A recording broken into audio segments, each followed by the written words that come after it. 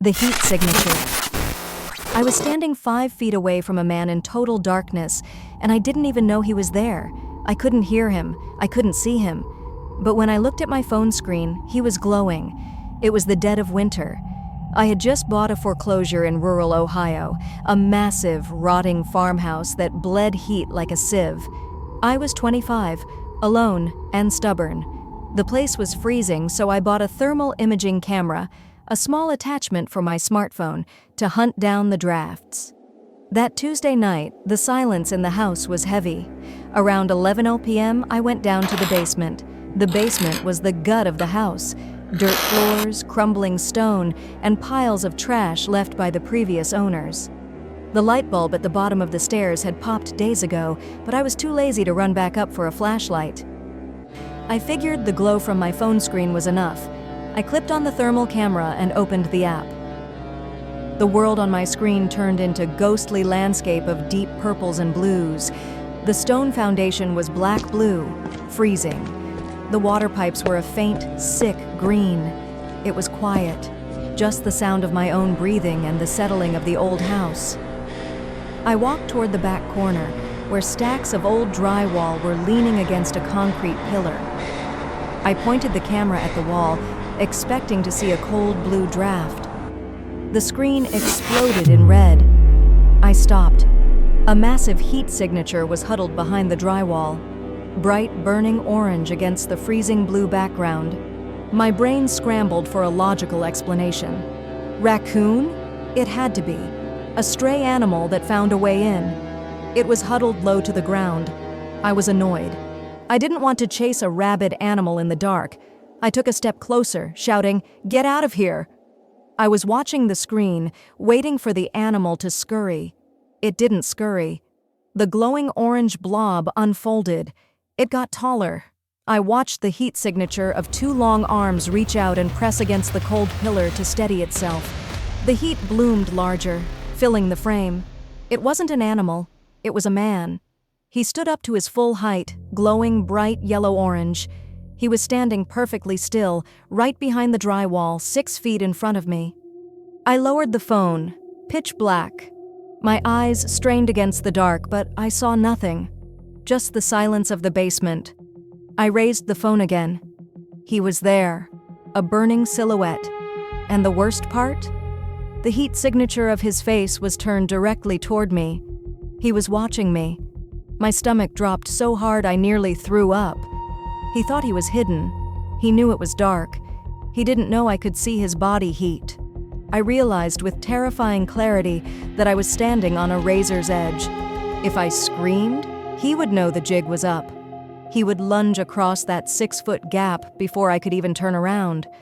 I had to pretend I hadn't seen him. I forced my throat to open. I let out a frustrated, bored sigh. "Stupid piece of junk," I muttered, my voice trembling just enough that I prayed he wouldn't notice. I tapped the screen aggressively, pretending the app was broken. Then slowly, I turned my back on the burning man. That walk back to the stairs was the longest 10 seconds of my life. I could feel his eyes boring into my neck. I expected to feel a cold hand grab my ankle. I expected to hear the rush of footsteps on the dirt. I didn't run until my foot hit the top step. I slammed the basement door, threw the deadbolt, and sprinted out the front door to my car. I didn't stop driving until I was at a gas station 3 miles away. My hands were shaking so hard I couldn't even unlock my phone to dial 911. The police didn't find the man. He had slipped out a window the second he heard my engine start, but they found his nest behind the drywall.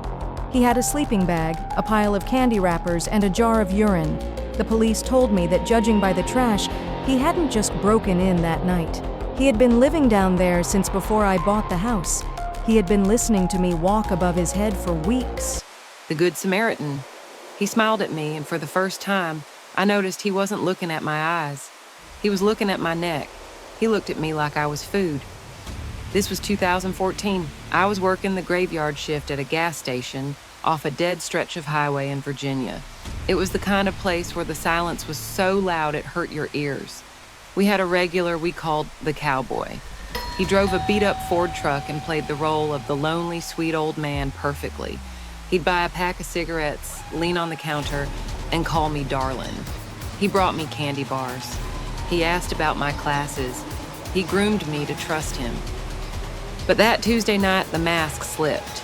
A massive thunderstorm had killed the power to the streetlights. The rain was hammering the metal roof so hard, the floor vibrated. Around 3 a.m., the cowboy's truck pulled up. I watched him on the grainy security monitor. He didn't pump gas. He just sat in his cab, staring at the front door for 10 solid minutes. Just staring. Finally, he came in. He was soaking wet, water dripping from the brim of his hat onto the linoleum. He didn't ask for cigarettes. He walked right up to the glass, leaned in way too close, and smiled. "Hey, darling, listen, bad news. I saw your car parked around the side. You got a flat tire, a bad one." My stomach dropped. I couldn't afford a tow. "Are you serious?" "Yeah." He nodded eagerly, too eagerly. "Rim's practically on the pavement. Tell you what, I got an air compressor in my truck. You come on out there with me, I'll fill it up for you right now." He took a step back, gesturing to the door. He expected me to follow him. A normal person would have said yes, but a wave of nausea hit me so hard, I grabbed the counter to steady myself. Why had he sat in his truck for 10 minutes before coming in to tell me? "That's okay," I said, my voice tight. "I'll call ALA. I can't leave the register." His smile vanished. It didn't fade, it was deleted. His face went dead. "Don't be stupid," he snapped. His voice dropped an octave. "I'm trying to be a nice guy. It's pouring rain. You can't change a tire in the rain. Come outside." "No," I said, louder. He slammed his hand on the Bam! I jumped back, knocking over a display of lighters.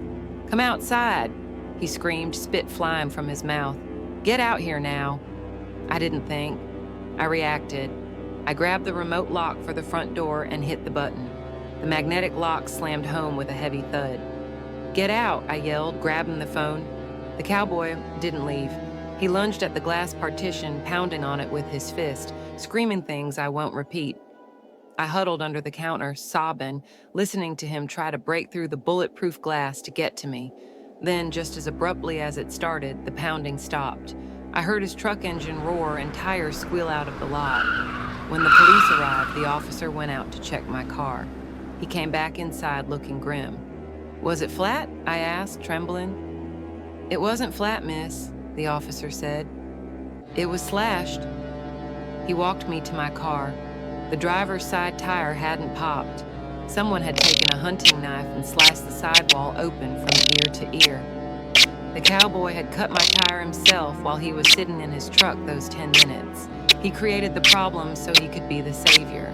He was just waiting to bait me out into the dark, rainy blind spot behind the building where no cameras could see us. I quit the next morning. I never saw him again, but sometimes when I'm driving alone at night, I check my rearview mirror, terrified I'll see that beat-up Ford truck right on my bumper. A $3 steel chain is the only reason I am not a headline on the news right now. I was 16. My parents were gone. It was 10:15 p.m. on a Friday, the kind of quiet suburban night where nothing happens. Then the door shook. Bang.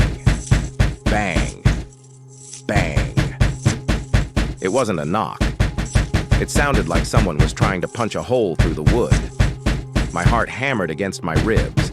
I crept to the peephole. A man was standing there in a bright yellow high-visibility vest and a white hard hat.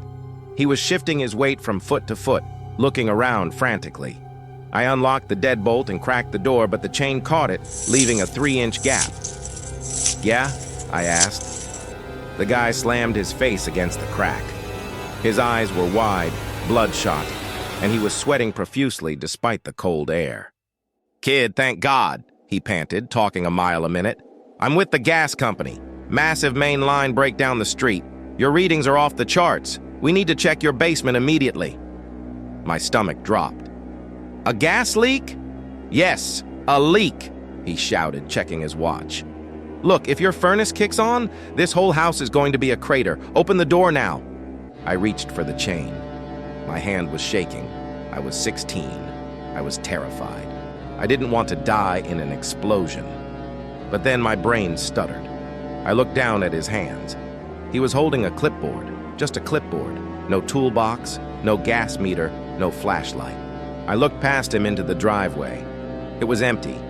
No utility van, no flashing lights, just a dark, empty street. I hesitated. Hang on. Let me just call my dad and ask where the basement key is. The man's face changed. The panic vanished. The concern evaporated. It was replaced by pure, unfiltered rage. "We don't have time for your dad!" he screamed. He threw his shoulder into the door. Bam! The wood groaned. The on the chain lock shrieked. He wasn't a gas man. He was trying to force his way in. "Open the damn door!" he roared, jamming his hand through the crack to grab the chain. I saw dirty, grimy fingernails clawing at the metal, inches from my face. I threw my entire body weight against the door. I slammed the heavy oak door right on his fingers. He howled in pain and yanked his hand back. I fumbled with the deadbolt, slammed it home, and twisted the lock. "I'm calling the cops!" I screamed, backing into the hallway. He didn't leave. He started kicking the door, over and over again. Thud, thud. I ran to the kitchen, grabbed a steak knife, and hid behind the island, dialing 911 with shaking fingers. By the time the sirens wailed, the kicking had stopped. The police confirmed what I already suspected. There was no gas leak. There was no construction crew. They found a stolen landscaping van parked 2 blocks away.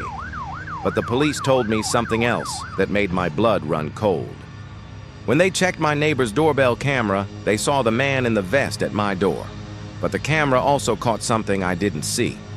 While I was talking to him, while I was considering taking that chain off, 2 other men in dark clothes were crouching in the bushes right beside the porch, waiting for the door to open so they could rush inside. I never take the chain off anymore. Not for anyone. The lantern. I stopped walking because the light stopped walking. That was the moment I realized I wasn't alone. There is a paved trail behind my apartment complex that cuts through a dense patch of forest. At 3 a.m., it's usually dead silent. But last month, the trail changed. I was a mile deep in the woods when I saw it. To my left, deep in the brush where there is no path, a pale yellow light was floating. It looked like an old oil lantern swinging back and forth, maybe 50 yards out in the thorns. I slowed my pace watching it. The second I slowed down, the light slowed down. I stopped dead. The light swung one last time and hung perfectly still in the darkness. A cold shiver went down my spine. I tested it. I took 3 loud, crunching steps forward. The light bobbed forward 3 times, perfectly matching my rhythm, then stopped. It was mimicking me. I didn't stick around. I power walked the rest of the way home, my heart in my throat. The light stayed parallel to me, floating through dense undergrowth where no human could possibly walk without a machete before finally fading away. I should have never gone back. But human curiosity is a defect. 2 nights later, I was back on the trail. I reached the same spot. It was silent. No crickets, no wind. The woods were holding their breath. Then, I heard it. Help! Me! It came from the darkness to my left. It didn't sound like a person. It sounded wet. It had a gurgling, scratching quality, like meat slapping together to form words it didn't understand. Help! Me! I shined my phone flashlight into the trees. 20 feet off the trail, I saw the lantern. It was sitting on the ground, glowing invitingly. "Is someone there?" I called out, my voice shaking. "Help! Me!" the voice repeated. Same tone, same pause, same inflection. It wasn't a plea, it was a loop. A recording being played back by a throat that wasn't human. Against every survival instinct I have, I stepped off the pavement. I took 2 steps into the tall grass, squinting at the light. Click. The lantern turned off. Instantly. I was plunged into total blindness. And then, from the exact spot where the light had been, I heard the sound that still makes me wake up screaming. Snap, crash, snap.